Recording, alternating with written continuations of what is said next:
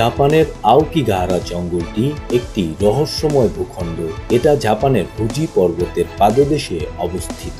৩,৫০০ hectare স্থান জুড়ে অবস্থিত এই জঙ্গলটি কোকড়ানো ও মোচড়ানো গাছপালায় পূর্ণ।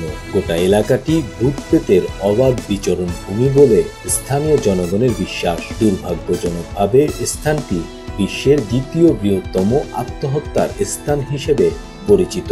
৫০ দশক থেকে এখন পর্যন্ত ৫ শতাধিক লোক এখানে আত্মহত্যা করেছে। এই জঙ্গলটি জাপানিদের কাছে আত্মহত্যা করার জায়গা হিসেবে পরিচিত।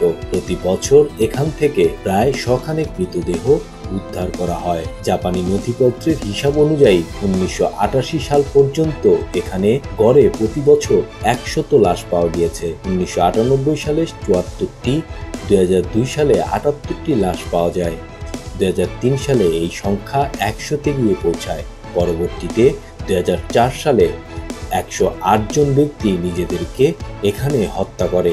২০১০ সালে প্রায় ২৪৭ জন ব্যক্তি আত্মহত্যার উদ্যোগ নিলেও মাত্র ৫৪ জন সফল হয়েছিল। বর্তমানে দেশটির স্থানীয় সরকার এই হিসাব প্রকাশ করা বন্ধ করে দিয়েছে। আত্মহত্যা থেকে বিরত থাকার নানা পরামর্শ বা সতর্কতা সাইনবোর্ড আকারে ঝোলানো রয়েছে। এই জঙ্গলের আনাচে কানাচে গোপন ক্যামেরা দিয়ে আবৃত।